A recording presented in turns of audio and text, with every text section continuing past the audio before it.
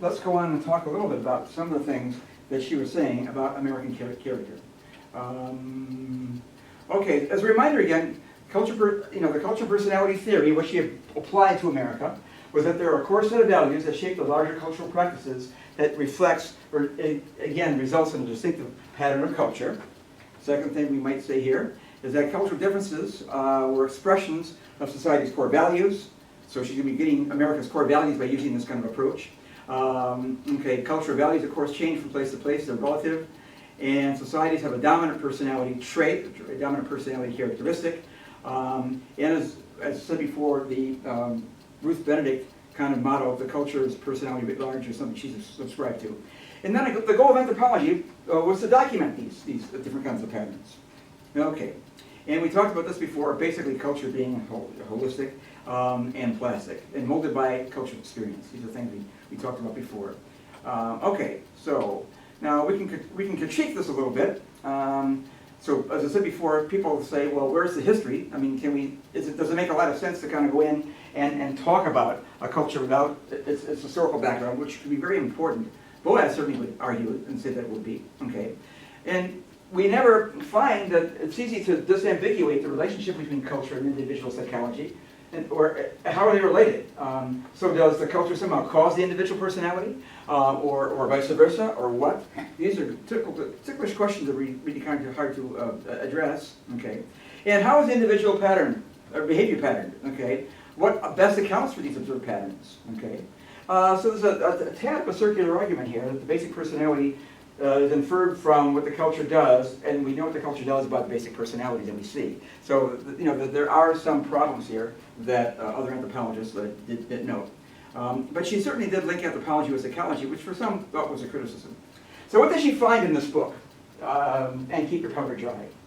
Okay, well, and here is what she began. This was the premise she started with.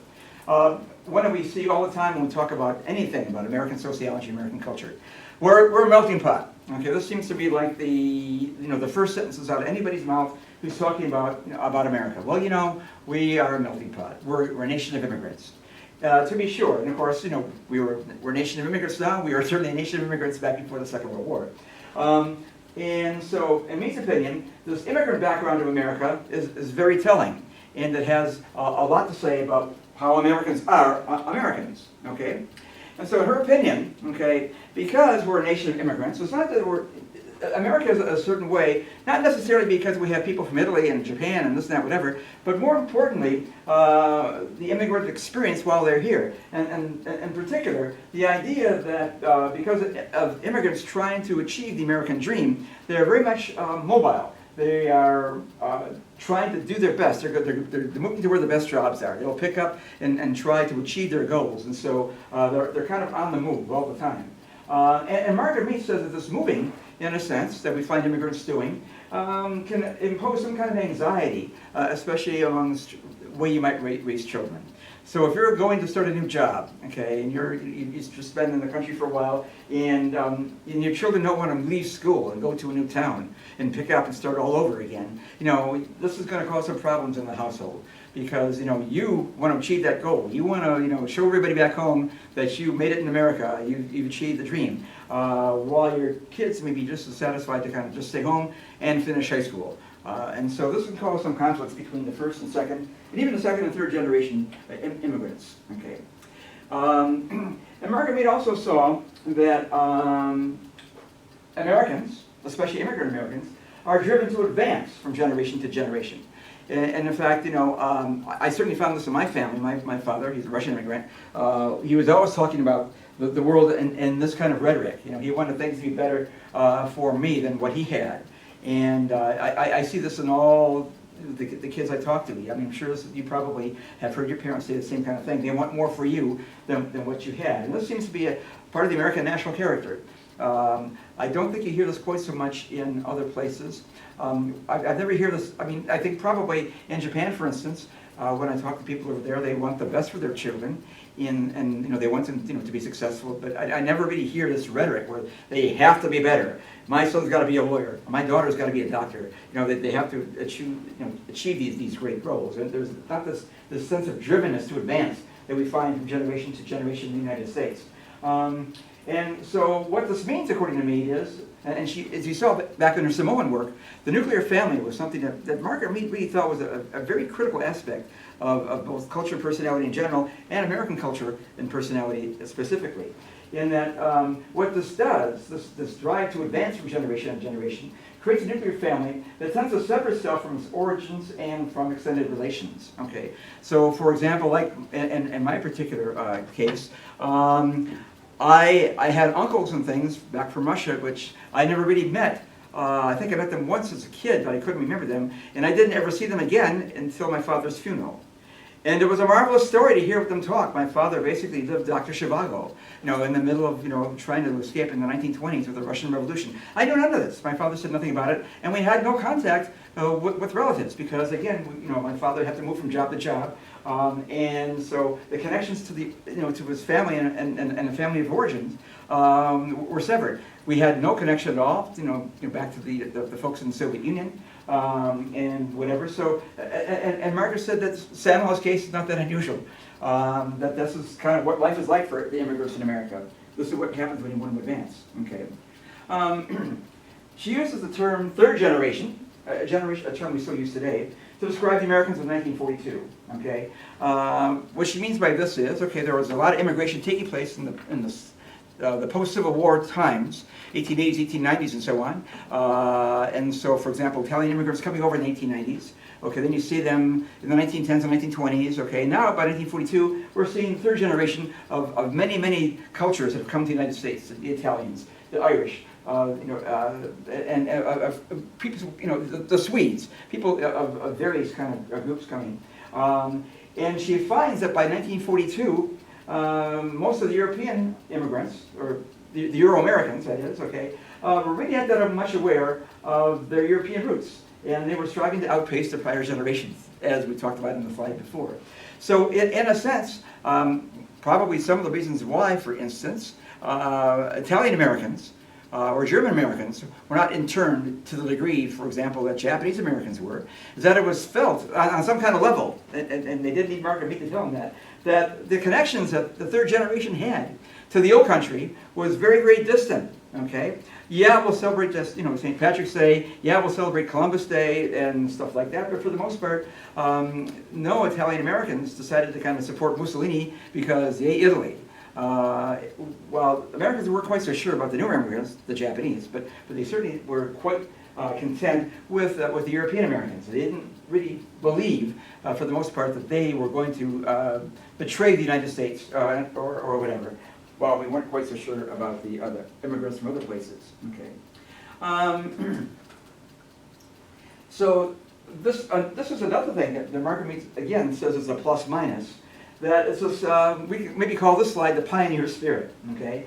Which Margaret Mead said it's true. It's a stereotype. We think, we talk about this in our American literature classes and stuff, and we say these things about ourselves. We make movies about it. You see it like in magazines talking about the pioneer spirit, and we certainly see this in our parks and in our museums and in statues and memorials and things. But Margaret Mead said, really, there's something to that. This pioneer spirit does really exist. But aside from the fact that it's part of our greatness and it's part of the good things that Americans have done, she said there's also some downsides to this, okay? And that is, there's a yearning to tear down the old to make way for the new. And so not only does America have not connections to where they're from because there are so many people who come from different places, even if there was a connection people still could trace, they're quite anxious not to maintain it.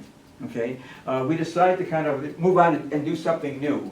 We thought that the land that's been given to America between the two oceans is us to come up and do something brand new with. And so anybody who kind of lingers in the past and decides to kind of stay and do what was done, say, back in Europe or other places, you're thought to be an anachronism.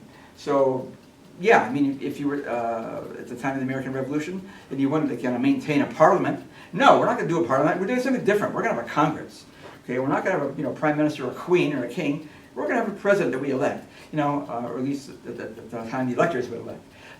So again, the idea, all institutions are there to be changed. and they should be. And if they're not being changed, then we're not being innovative, there's something kind of wrong with us. We desire to change things, though we can. Another thing she says is that we can find an example of this because we are anxious, we are impatient, we want to get things done really quickly. So what do? We want to import good things. So maybe we're not as good cobblers as Italians. We don't make these fashionable kind of shoes as they do back over in Milan. So what do? Well, okay, we're not going to reinvent the wheel. We're going to bring over these guys from Milan and make shoes over here. And so we want to create value, but without investing and reinventing the wheel. We want to make things really quick. We're interested in the end product. So we have things like the Henry Ford and his assembly line. So we see that we can grind things out really quickly. So we believe in mechanizing processes. And so this is a thing that she says is also characteristic of the United States. Okay. And then another example that we can see, or another, I guess, consequence of this notion of importing artisans and mechanizing processes to create what is needed without wasting time and skills to produce the end product, is that we are basically self-described as an overwhelming middle-class society. We think we're middle class, we're achieving middle class, this is what we want to be, this is the ideal dream. And so we're supposed to do what middle class people do. Dog, fence, a backyard, a home, all the things that we find Americans are supposed to have. Living in the suburbs, good white collar job, and so on. Okay. And, but going along with this though, even though we describe ourselves and we ascribe to being overwhelming the middle class, okay, but it turns out that people also strive for upward mobility and quantifiable success. And 9 times out of 10, we know what this quantifiable measure might be. Guess what this could be, obviously. What's the scorecard in the game of life for Americans? Ka-ching, right, it's dollars, okay. What's your salary? How rich are you? And the richer you are, the farther you can go. And the more valuable we think you are because you've achieved wealth. You're basically scoring high on the video game. And so upward mobility is connected to this idea of quantifiable success, quantifiable financially. Okay. And this also then is connected to child rearing once again, okay, because almost everything Marguerite talks about is connected to child rearing. So what this all means is, because we want to strive for this quantifiable success, is that what goes on is our parents push us from little on, and they measure us, and they're constantly letting us know and telling us, are you being all that you can be? Are you achieving your goal? Have you found the one thing that you can do better than anybody else, that you can be the success at, that you can be the best at? Okay, and so our love, according to Marguerite, is given conditionally. Okay, I'm going to love you, but by golly, you're going to be a success, and you're going to make me proud. And if you don't, I'm not going to disown you, but I'm going to be so disappointed. Now, I may not use this rhetoric, I may not say that, but kids feel this. Okay, and I think probably all of us, and I can attest to this. And we can feel in many ways we've let our parents down or let our relatives down. They may not say that to our face, but we can sort of just tell when we have gatherings, Thanksgiving dinners and stuff like that. Well, yeah, my son, yeah, he went to a college too, or whatever, no matter what you may have achieved.